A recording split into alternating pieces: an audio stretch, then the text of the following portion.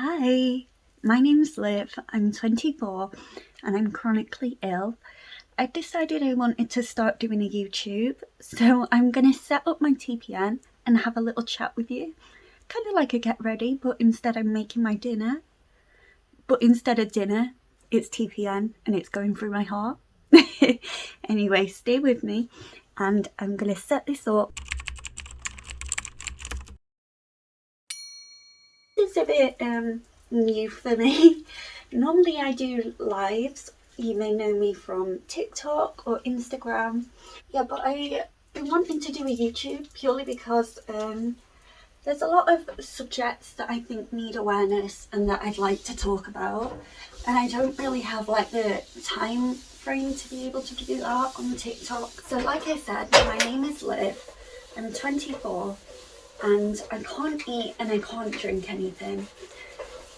I am diagnosed with gastroparesis, pan-gut dysmotility, and other things as well, like POTS, dysautonomia.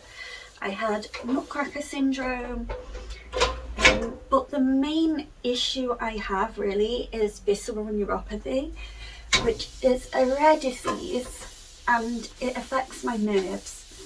So basically my nerves are not sending the signals to my digestive system, or the right signals anyway, which is rendering my stomach paralysed, which is why I can't eat or drink anything. I've had gastro issues since the age of 3 years old. And by that I mean my mum and my dad first noticed at the age of 3 that I was presenting with abdominal pain. This was often after eating or if anything tight was around my stomach, and it was kind of dismissed. They took me to the doctors pretty much every year, sometimes several times a year growing up. And this pain, it just got worse and worse as I grew. At the age of 17, that's when things really started to take a turn for me. And my pain just got worse and worse and worse. And it got so severe that I was really struggling with eating. And then I started having a symptom of vomiting. That in itself also got worse and worse over maybe a few months, till it got to the point where whatever I ate or drank, I would just vomit. It would all come back up, always undigested. And basically I couldn't get any of my nutrition that way. That is why I started tube feeding. I went straight to an NJ tube because it was pretty obvious that the issues were coming from my stomach. I'm just going to start getting some of the equipment out. So I always start with a dressing pack. This contains our sterile field. No dressings, surprisingly. Considering the name, you'd think there'd be a dressing, but no. So yeah, I was NJ fed for 9 months, and over that time I struggled a lot. I struggled a lot with weight, and primarily my biggest struggle was pain. I was in absolute agony, and I struggled for a good while until it got to the point where I was just so malnourished that my team decided I needed to start TPN. I struggled to take anything orally, so that includes medications. So at the same time as my TPN, I do my intravenous meds, just in a little vial. 4 wipes, I always use 4, no more, no less. 4, I have got saline. These just come in little amps. So here's the syringe that I'm going to put that medication into. And then we've got 2 pre-filled syringes. These come with the saline already in them. A drawing up needle. So this needle is actually blunt. It is just used to draw the medication up. This whole procedure is needle free, so if you are a needle phobic, do not worry. And then we have got a giving set. So this is what actually connects the bag to the end of my line. Is the TPN itself. So TPN stands for Total Parenteral Nutrition. And like I said, it is nutrition that goes through the bloodstream. So what I'm going to do is, it comes with this blue light protective cover on it. So the light will actually break down the contents of the feed, but we need to take it off to set it up because this outer bag isn't sterile. But as soon as we're done setting it up, we put this back on and we put it in a backpack so it's fully covered.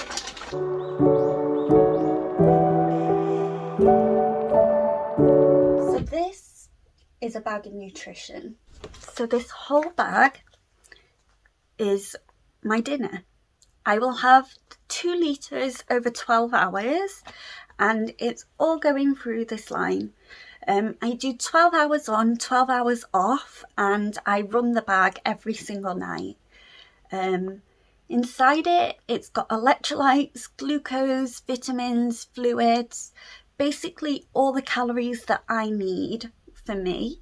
It's bespoke, gourmet, if you will, specially made just for me. And it's this gorgeous yellow colour because it's got no fats in it. If it had fats in it, it would be a white colour. So this is fat free. So because I'm using a sterile field, I don't want my hair falling out on it. So that's why I'm going to tie it up.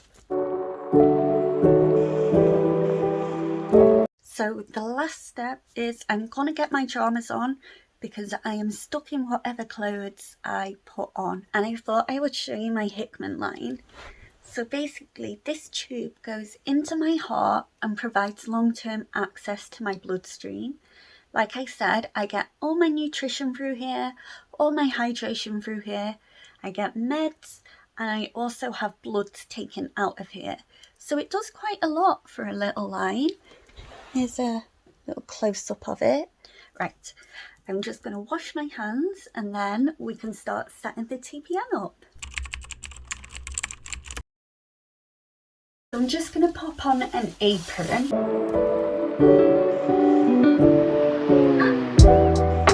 And then I grab just 2 pieces of gauze to move this around and then take the seal off. So this is what the seal looks like. These are always a struggle to get on. Maybe it'll play today. Wow. I never get them on first try. This is like amazing. No rips either. So basically I started TPN in 2018, a few weeks before my 19th birthday, and I've been on TPN ever since. And in those 5 years I have had so many complications with it. I have gone through trauma. TPN, it keeps me alive, it keeps me nourished. I can't get my calories any other way. So I am grateful in a sense that it keeps me alive, but at the same time, it comes with so many life-threatening risks. It's essentially killing me at the same time as it's keeping me alive, which is a very hard concept to grasp, especially mentally. I've been in and out of hospital with all issues such as infections, sepsis, liver injury, TPN-induced hepatitis, and those things are extremely terrifying. Those of you who do watch my TikTok will know that it's very important to me to raise awareness for TPN and just for chronic illnesses and gastroparesis in general. This stuff is so difficult, it's so just traumatic to live through, yet there's such little media coverage on it, such little awareness on feeding tubes in general. let alone central lines and TPN. So if I can raise even a little bit of awareness, then that's amazing. That could help just one person. So I guess that's kind of why I'm sharing my story and doing this. So I'm just going to take this skin set. This is the spike, and what we do is we take this off it and we're left with this spike that is going to punch the bag. And this requires upper body strength, which I'm convinced nobody on TPN has. So my journey to being diagnosed with gastroparesis was a very, very tricky one. I touched on before that my parents had been taking me to the doctors since I was 3 years old, but I was always just dismissed, like, kids get tummy aches, she's only young, she'll grow out of it, she's only young, she can't be in that much pain. All stuff like that. When my condition deteriorated when I was 17 and I went for help, I was met with nothing but stigmas, stereotypes and complete and utter judgment, which was horrible. It was so difficult because I was desperate. I was desperate for help. So what I'm going to do now is prime the TPN through. This is full of air right now, and air bubbles are not our friends. We do not want any air going down the line because that can also kill us. And when I finally did get referred to the hospital, again, I was so judged. I was treated with such stigma, and I would love to just talk about my diagnosis experience purely on its own. That deserves a whole video in itself.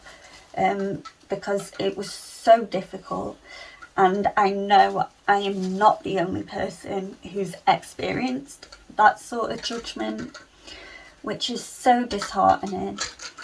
It took a while, and it wasn't until I got to the hospital that I'm under today that I was actually told that I do have gastroparesis. But at the time, it was just assumed that my gastroparesis was idiopathic. I truly don't believe anything is idiopathic. Your stomach doesn't just paralyse for no reason. And it wasn't actually until last year, so 2022, we found out what the root cause was. So it has taken a long, long time. So I'm just going to grab a syringe, that empty one, and attach the drawing up needle, or the blunt needle. So this is just 10 ml. Crack the top off. So yeah, it wasn't until last year that we actually found out what was wrong, which is the visceral neuropathy. And it took a lot to get to that point. We had to do a lot of our own research and a lot of finding specialists. Here's the medication. See the lid? It tells us to flip it off. Don't do that. Instead, remove it. And then we're going to turn this powder into a liquid. You just put this needle in the top. And I must say, I am fully trained to do all of this. I went through the same training that nurses go through to be able to do my medications, to do the TPN, and I am doing this purely for awareness purposes.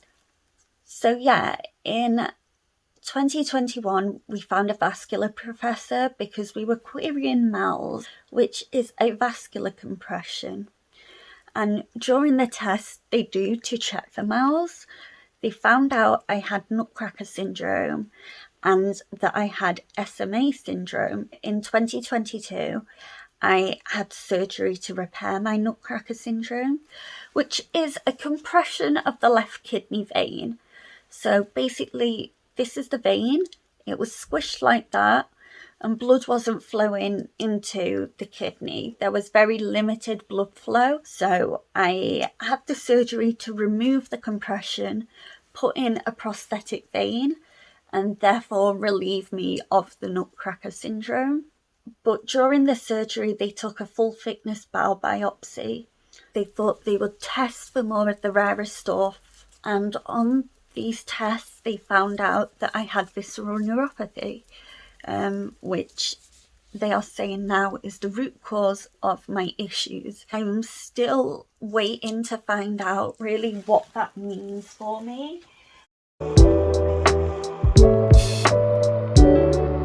So first things first, I'm just going to grab a wipe and actually clean the line itself.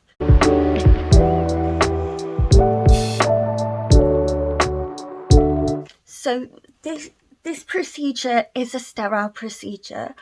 Because these lines go straight into the bloodstream, it means that we're at very high risk of infection. I have had sepsis 4 times and it is absolutely terrifying, and that wouldn't have happened if I didn't have a line.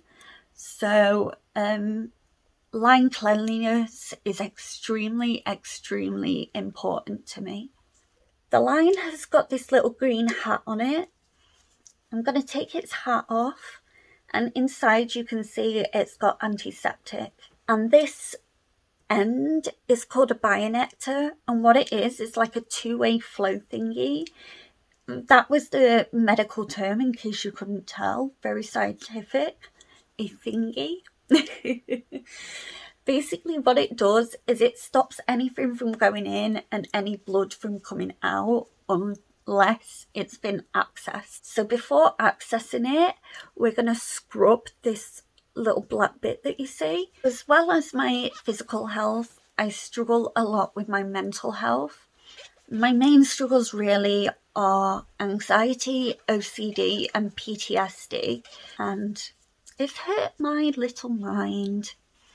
It's just got a bit confuzzled along the way. Unfortunately, my OCD surrounds a lot of checking behaviours, a lot of counting behaviours, and a lot of it is orientated around the TPN. So my lovely, amazing mummy Lois helps me out a lot when it comes to the TPN. So I'm just going to flush the line first with some saline. I just got rid of the air.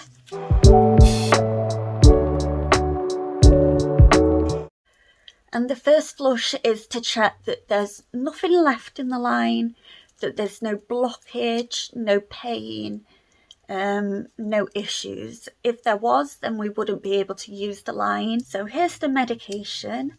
I'm just going to take that needle off it. This medication has to go over 1 to 2 minutes, so I'm going to push it through very slowly. But we do this in case of any reaction, and because it's a medication, we don't want to put it through too quickly because the liver does have to process it, and we don't want to put it under any unnecessary pressure. I would love to know as well if there's any topics you would like me to cover, what you would like to see. If you have any questions, drop them in the comments below. Please leave me a comment. Make me feel welcomed, and let me know what you would like to know. A few moments later. Now that medication has gone through, we're going to give it one last flush. Just unscrew this. This is a technique. Expel the air. So after the medication, I give it a big flush. Again, just so we know that none of the TPN is going to come into contact with the medication.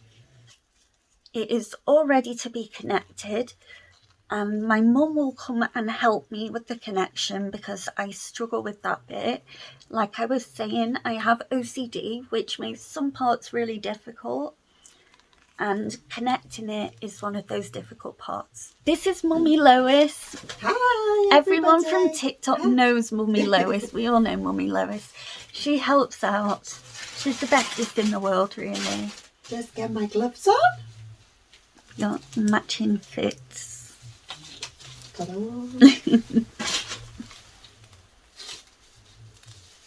They've done quite well today. Sometimes you can have a bit of a struggle with them.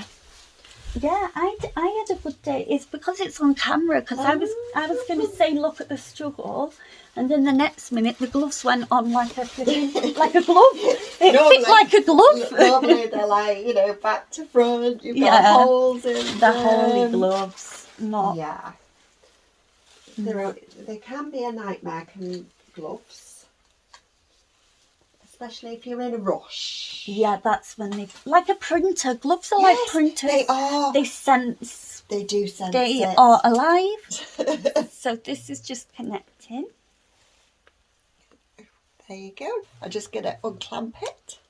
I have to do it twice because of Olivia's OCD. There we go. Done. We're all connected. The TPN is now going into the pump. This is the pump. The bag is over. This is me modelling the pump. Gorgeous. This is me showing you modelling the pump. We put the volume in. We put the time. Total time is going to run over. So that's 2 litres over 12 hours. And there's an up time on here. We don't bother with that. But there's a down time of 1 hour. This is Olivia's lovely bag. So that is everything all connected. I am good to go now for the next 12 hours. It will be taken down in the morning. Thank you so much if you've made it this far. Thank you. That's really appreciated. Like I said, I'm very new to this. So if you could subscribe, wherever that may be, I don't even know. Could be here. Who knows? But if you could subscribe, that would be really appreciated. I hope you all have a lovely rest of your day, whatever you may be doing, and hopefully I will see you again really soon. Bye, sunshines.